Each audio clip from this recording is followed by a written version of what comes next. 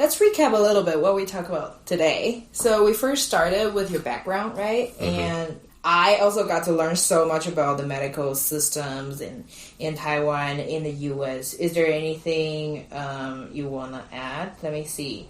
You talk about your internship experience and how you get support and resources from your colleagues. What else? You probably don't remember. We mostly talked about, the process of, things that we can work on. Yeah. As when we are applying for residency. Yes.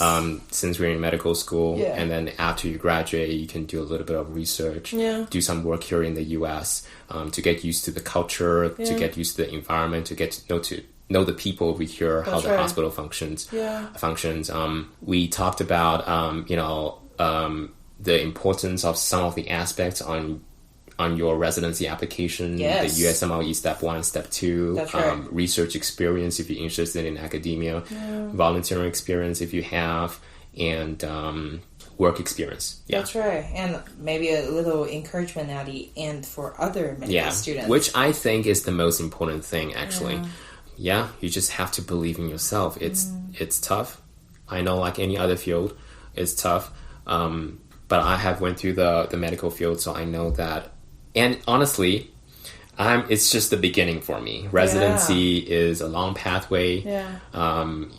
For example, surgery, depending on which program you're in, it's going to be 5 to 7 years. Later on, you have to do, 1 to 3 years of fellowship. Yeah.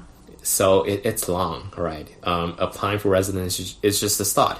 Right. I know. Yeah. Yeah. I should probably have you back after a year. It would be great. It would be great to share my experience, share my perspective. Absolutely. Welcome to Chai with Ping. This is Ping Robert. In this podcast, I cover underrepresented and personal stories. Join me with a cup of chai and take a listen. Welcome back to Chai with Ping. My name is Ping Robert. Thank you so much for coming back to the show. And my show covers immigrant stories and minority issues. So if you like my show, share that with other people, other friends, and also give me a review on Apple Podcast. And follow us on Facebook or Instagram. And I will be happy to share my thoughts, and you can share your feedback with me as well. All right. So today I have a special guest, and he is an international medical graduate from Taiwan, and he is now in the US pursuing a surgical career. I had the honor to meet him here in Denver, Colorado, but he's going out of state very soon. So I just want to grasp that opportunity to interview. So let's welcome Andrew. All right. Hi, Ping. Hi. My name's Andrew.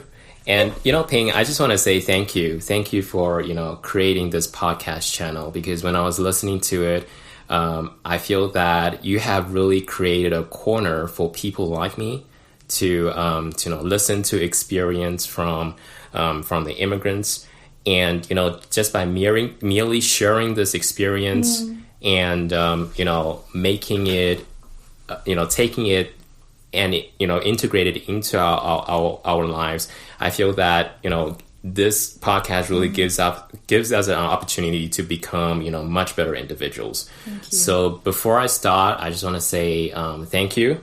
I am extremely honored and feel I'm extremely privileged to be here talking with you. Yeah. Thank you. And I think you mentioned a good point, because I don't really see much of the immigrant story space here on the podcast space. So that's also why I wanted to create this space to capture those stories. And then each individual, I think they have very different stories across cultures. And so, yeah. Are you ready? Should we dive in? Absolutely. Yeah, why don't you start with some of the background that you have? Sure.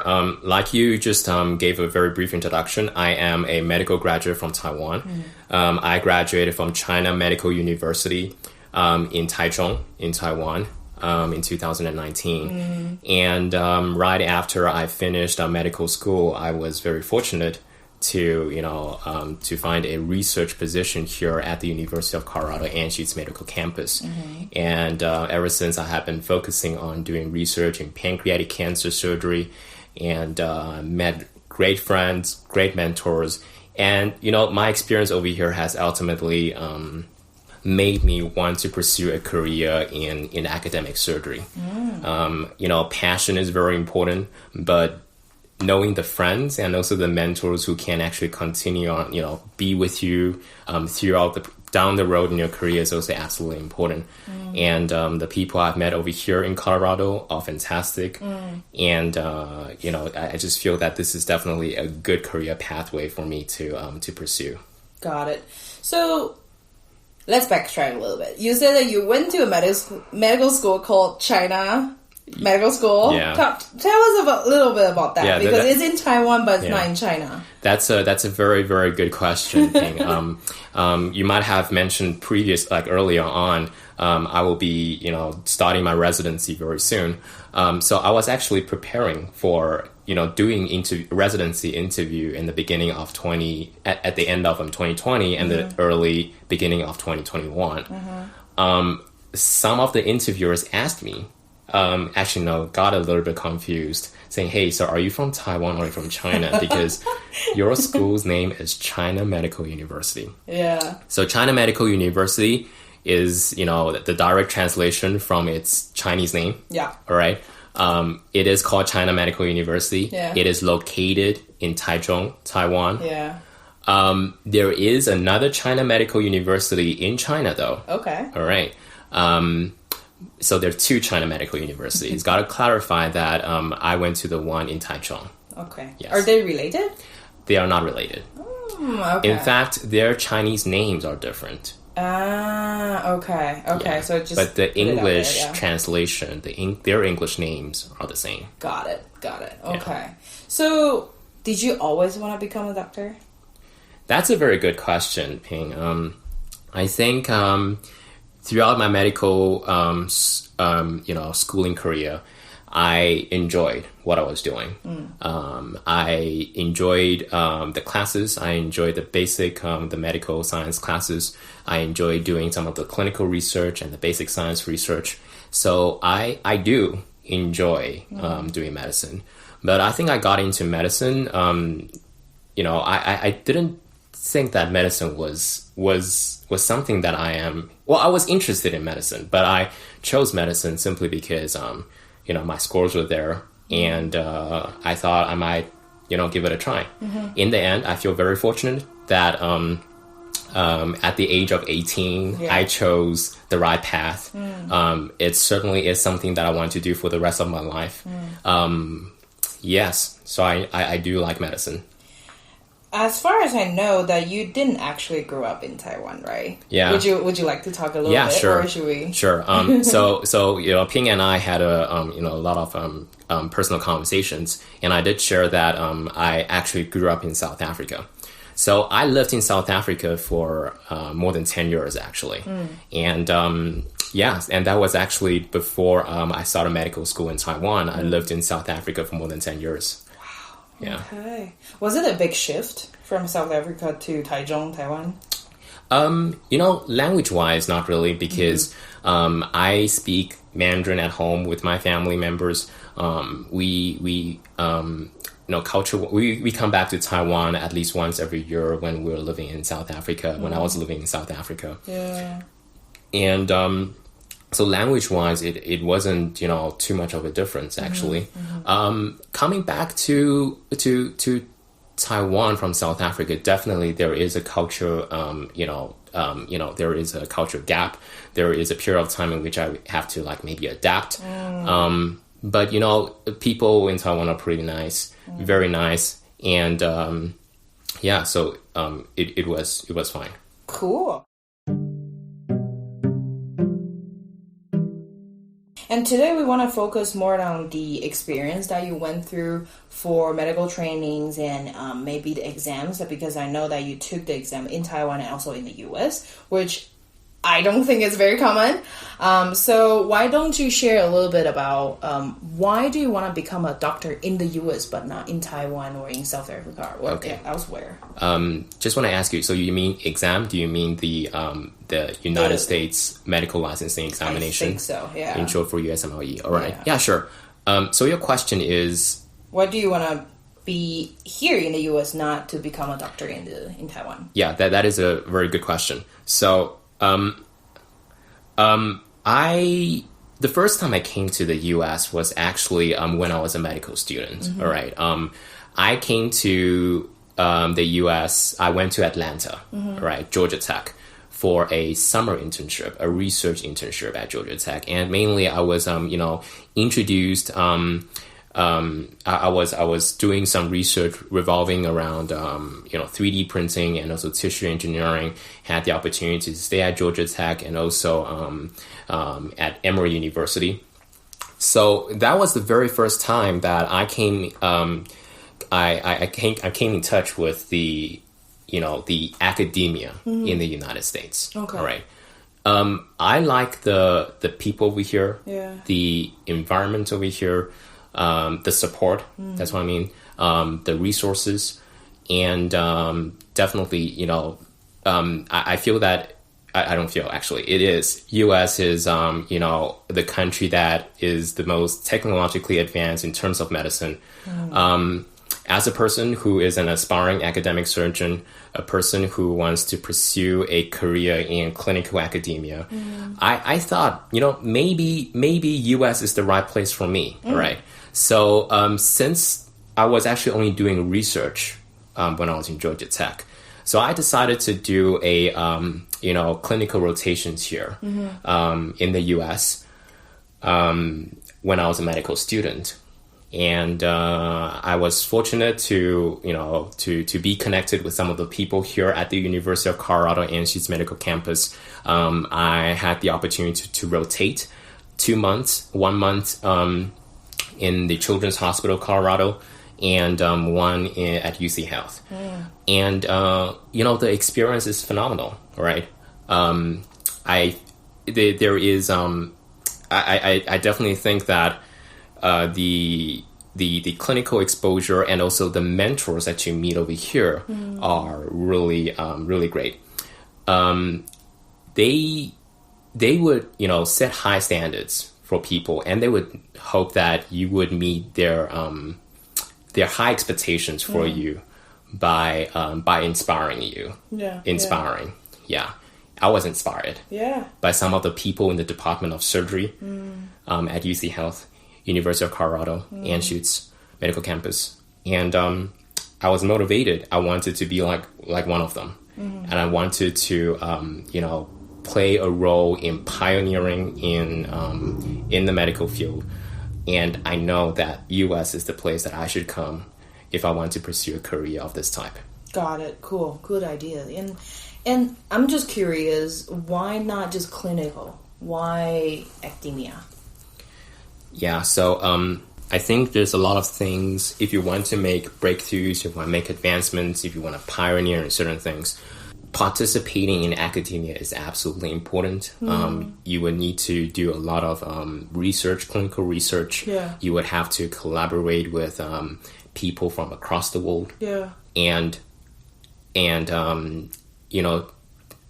only by going into academia is the way to achieve that. Simply by focusing on clinical part is absolutely important as well, because patients needs clinical care. Okay. But if you want to go beyond that, academia, research, clinical or basic science, these are all very important. Got it. And this is what I want to do. So it sounds like you have the ambition to achieve higher for your own career. I would say so. So it would be great to take part, in this movement, in pioneering this field. And I just feel that there are so many problems that still needs to be solved. For example, I am currently doing research in pancreatic cancer surgery. Yeah. Pancreatic cancer is very well known for being very, very aggressive, very, very deadly. The 5-year overall survival rate is like 9 to 10%. And if we don't do more research, if we don't participate in activities in academia, it's difficult to make pancreatic cancer patients or any patients, to live longer and live better. And so this is something that I want to do. And thanks to, the people I've met in Colorado, they have, invited me to the field. And this is definitely something that I want to play a role in, for the remaining of my career.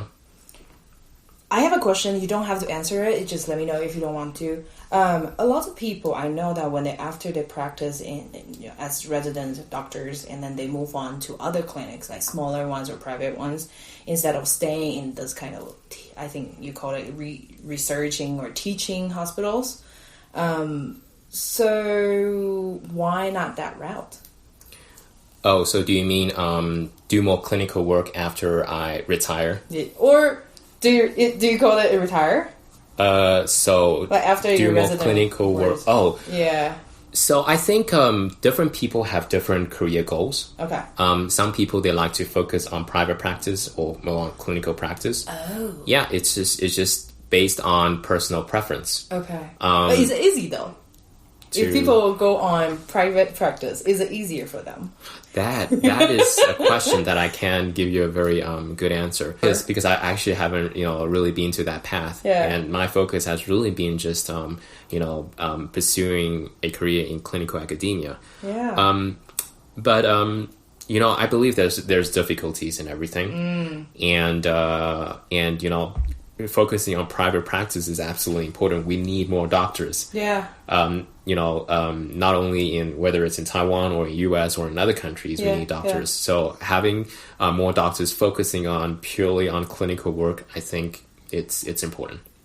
But you probably chosen a more difficult route, if I heard it correctly. So it can be pretty tough. Yeah. All right. Just by looking at the people who are mentoring me. Yeah.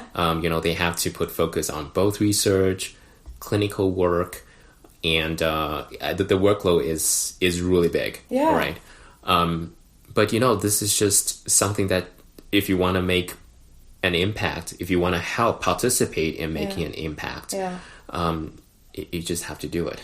Wow. Yeah, you just have to do it. Is there a time or incident that kind of shaped you into decide, okay, this is what I really need to do in research, in clinical work, and all that? Is there a story? A story. Okay, I am a little bit fortunate that I do have some of the family members that are affected by cancer, but all of them are doing pretty well right now. Okay. When I was a medical student, I do empathize, those family members who have lost their loved ones because of cancer or any form of disease. But I would say the main reason that I got interested into pancreatic surgery is not really a personal story related to cancer, but I would say it's more of participating in some of the activities that is currently going on in pancreatic cancer, and research activities. I have met the friends and also the mentors that I met here in the University of Colorado Anschutz Medical Campus. They invited me into the field, right? And they were holding my hands from the very beginning to teach me how to do research, tell me what exactly is going on, what are the things that we need to do, and what are the things that I can do. They have guided me throughout this pathway, showed me a clear something that I can do for this field in the future. So I was I feel passionate about doing this thing, and that is why I wanted to play a role in the fight against pancreatic cancer. Or to be honest, to be more specific, or to be more, give a more broad definition, I'm actually very interested in HPB surgery. So it's a hepatopancreatic surgery. Basically, it is the type of surgery that revolves around, dealing with, surgeries, operating on, the liver, the pancreas, and also the gallbladder. Got it. Oh wow, you have a special name for that. Yes. It's called HPB surgery. Got it. Okay. Yes.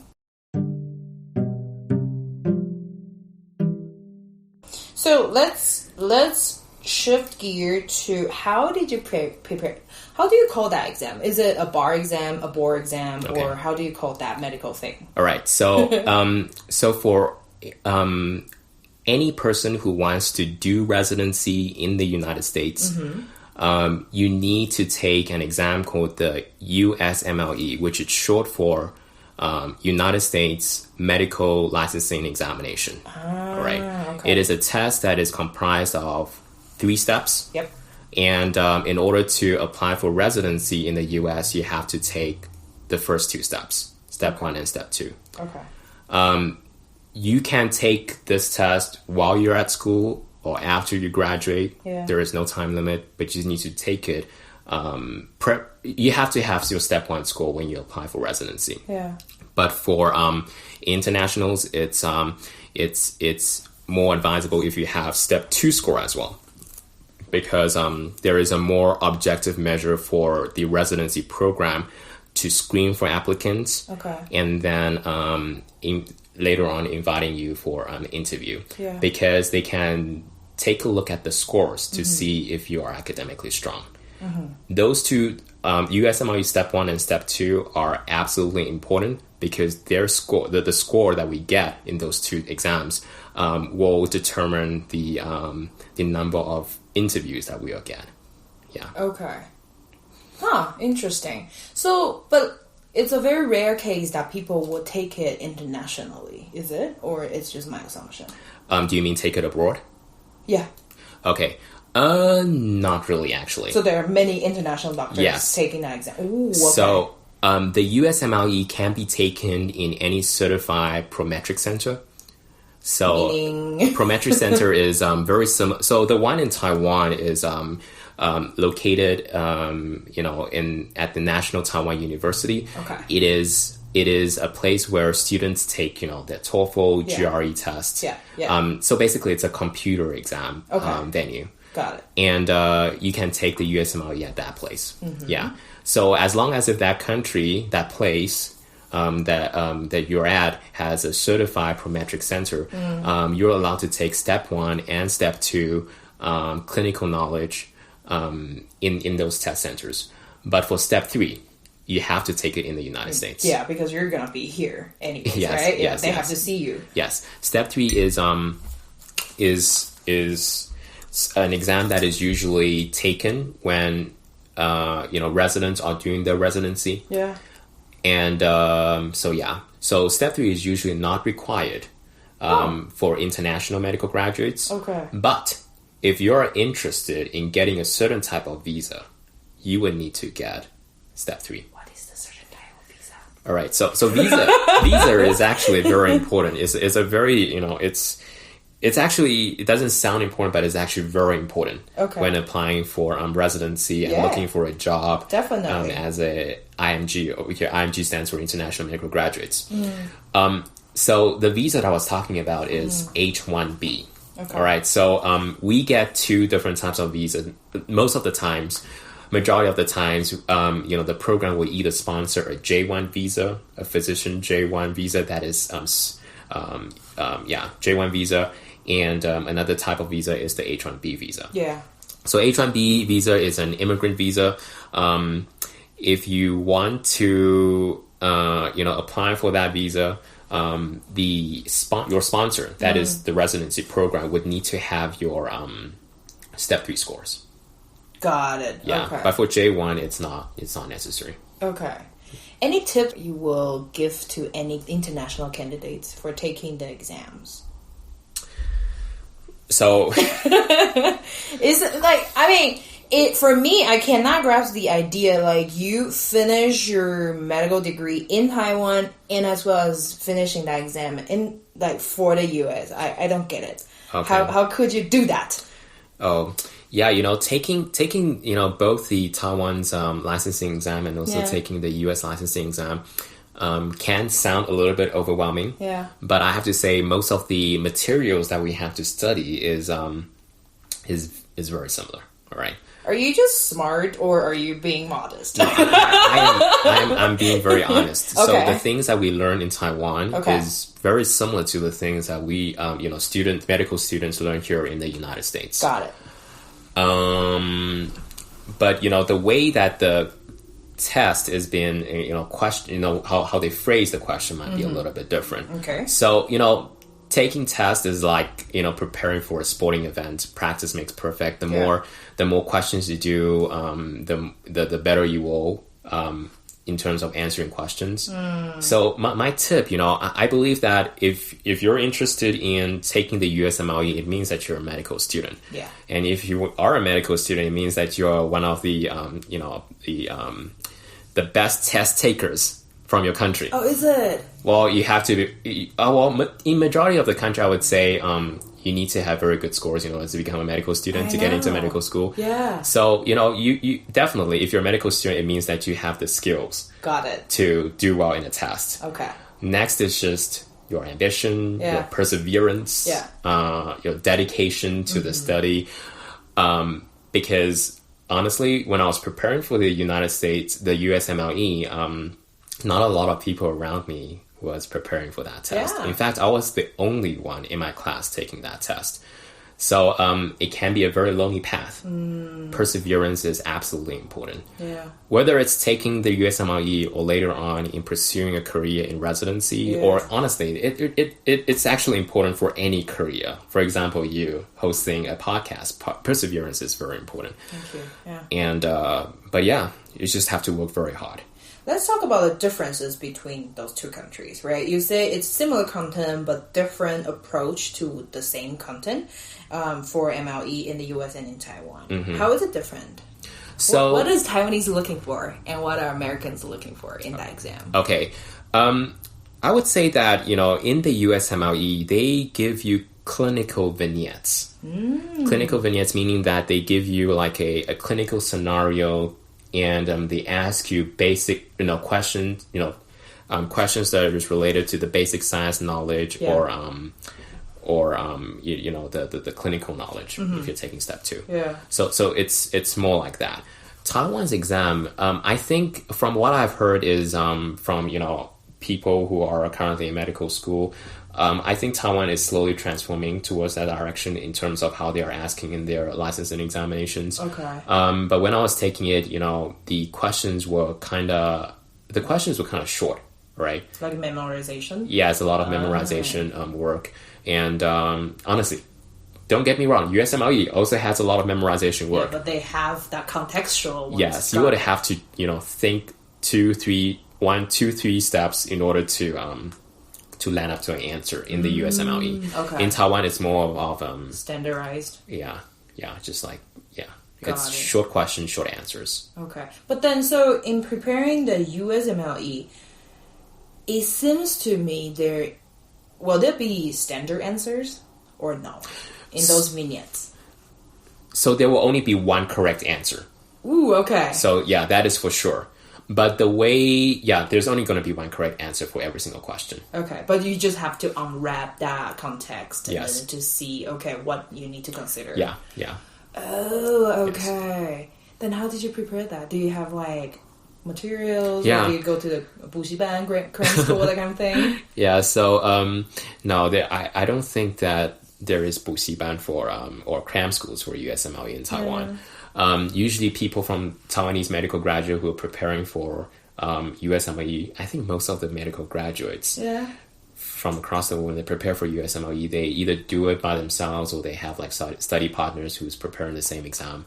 I do know that in the United States, there are some preparation classes for the United States for the USMLE. Yeah. For example, there are some.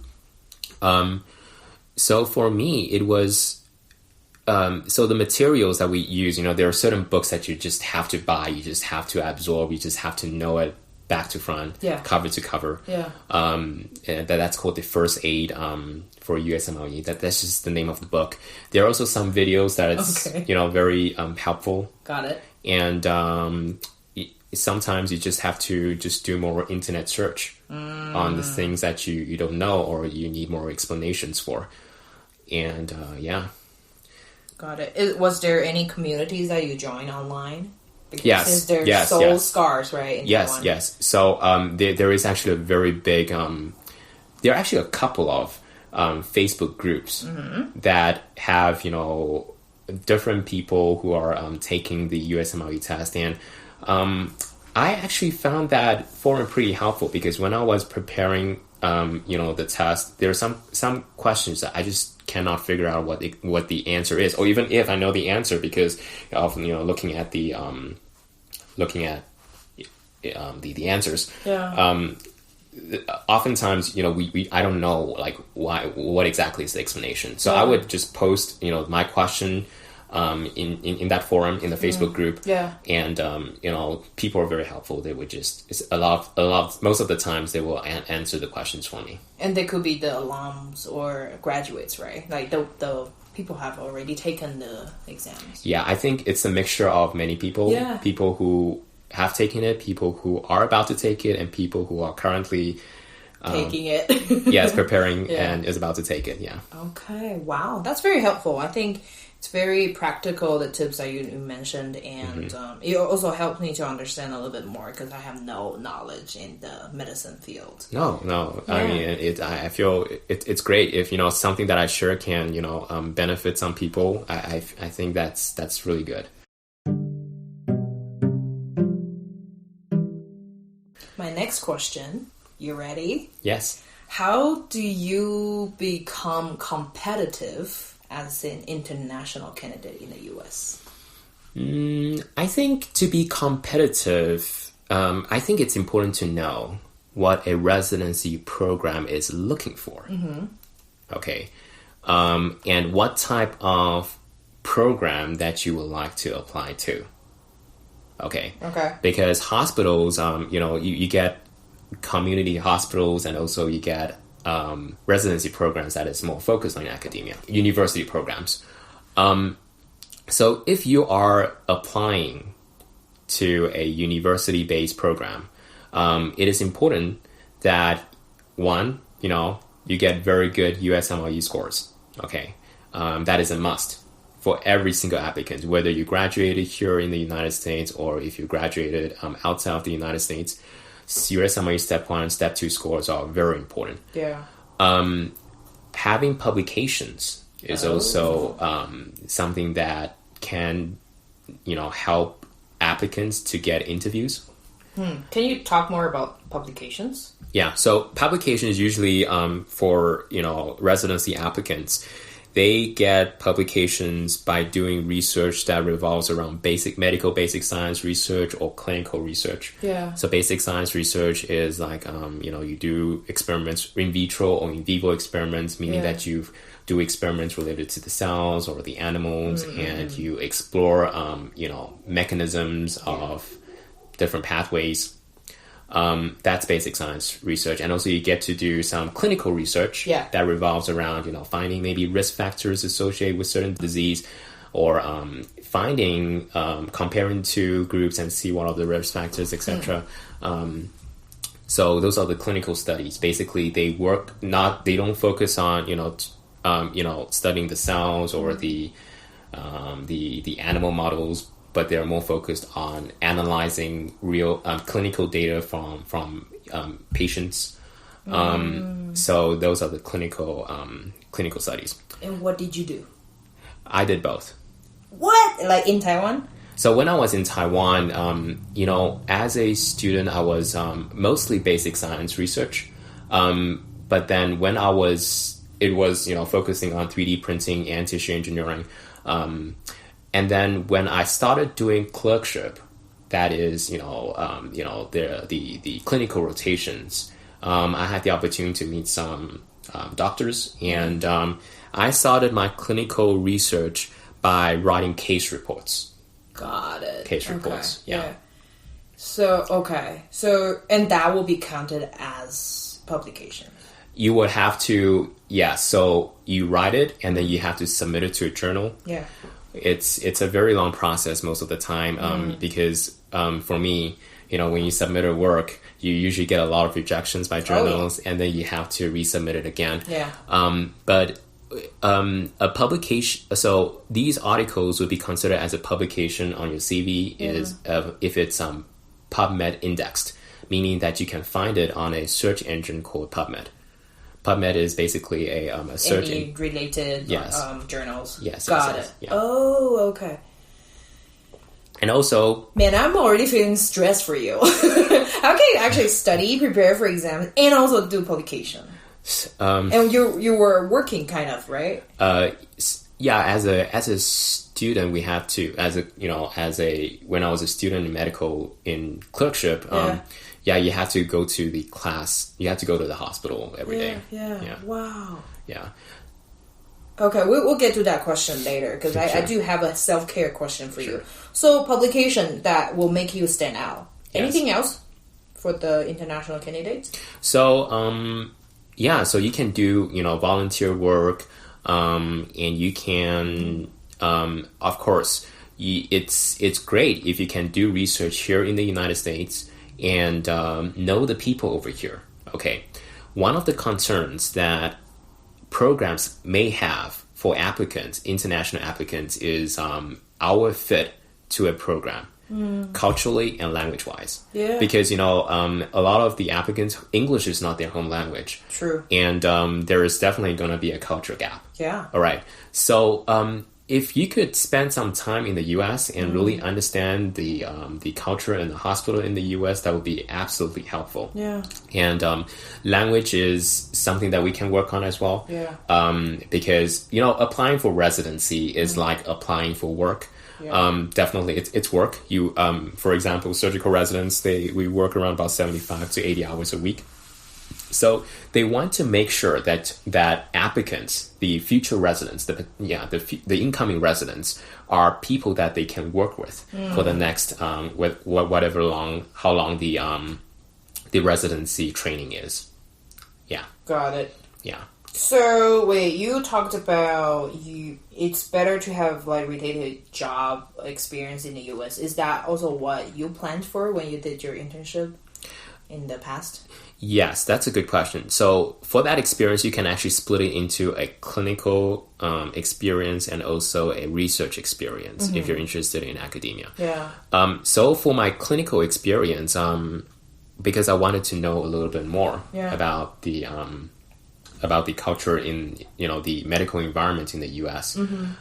So I came when I was a medical student, and I think that experience helped me a lot. Yeah. Not only for myself, but also for applying for residency. Yeah. Because by doing clinical rotations in the U.S. and having some of the doctors here to write a letter of recommendation for you, simply states that if the letter is good enough, it just means that you are capable of working in a clinical environment with people in the U.S. hospitals.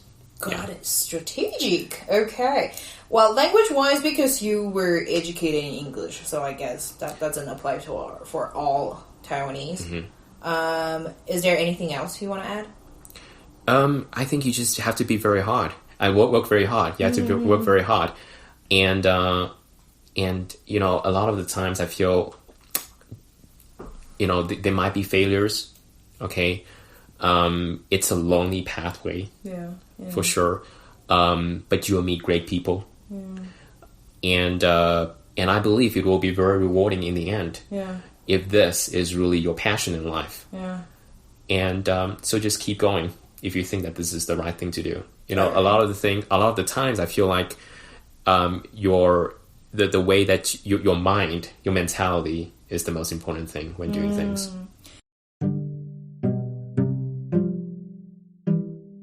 My last question is, this is something not really, we shared about before, but I'm curious how you actually keep yourself sane or mentally healthy when you're under so much stress and working hours. or you can just go ahead and admit that you're not mentally healthy. It is tough. Definitely, it is tough if you're not seeing results. Okay, if you're not seeing results, I'm a little bit lucky in a way that, in the beginning was difficult, especially preparing for step one. Yeah. I still remember I was taking the practice exams and I didn't get the scores that I want. Yeah. It felt devastating. And I know that it's a very important test to take.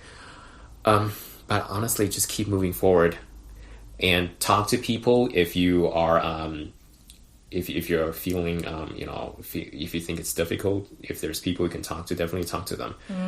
I think it's tough. I know it's very tough. I can't give a very constructive, advice in terms of... Well, I mean, just for yourself, like, how did you get through it? I know that you jug, right? So is the things exercising one of the things that how you cope it? Yeah, so having, time management is very important. Set goals, definitely. Yeah. If you don't reach your goal, ask yourself why you're not reaching your goal. Yeah. And these are the things that I was doing. And then, step by step, I was ticking the box. Yeah. For the requirements for applying for residency. Yeah. And when when I was ready, I just decided to apply. Wow. Okay. I mean, right now we're talking almost like, it's a story in the past, but I'm pretty sure you worked so hard, and there will be definitely, you just mentioned there will be times of that loneliness. And did you fail in any of the interviews? Fail in the interviews, right? I had 6 interviews. Yeah. That's not a lot. Interview was, because of, the pandemic and everything. Yeah. Interviews are virtual. Yeah. And I think that, I wouldn't say it's easier, but I would say,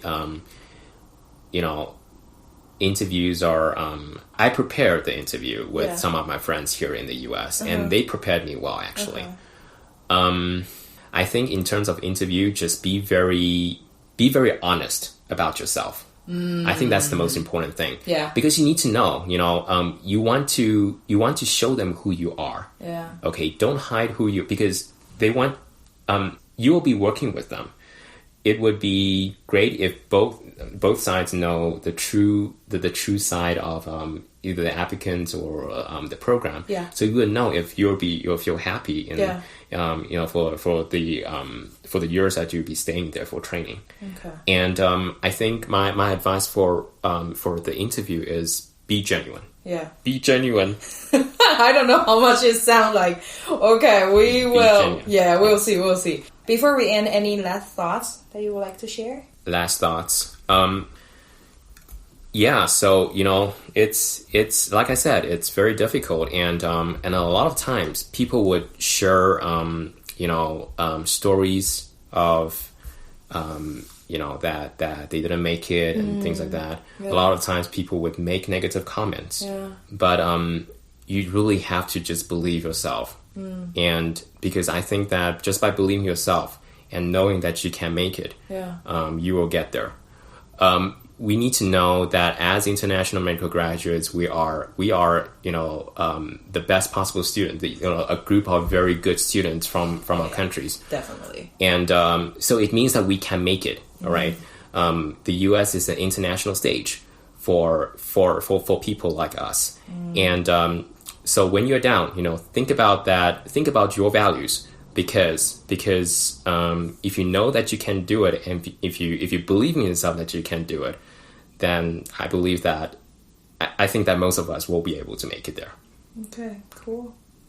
So thank you so much for coming to my show, Andrew. Thank you so much for having me here, and I hope something that I said today is going to help someone. It definitely did. Yeah.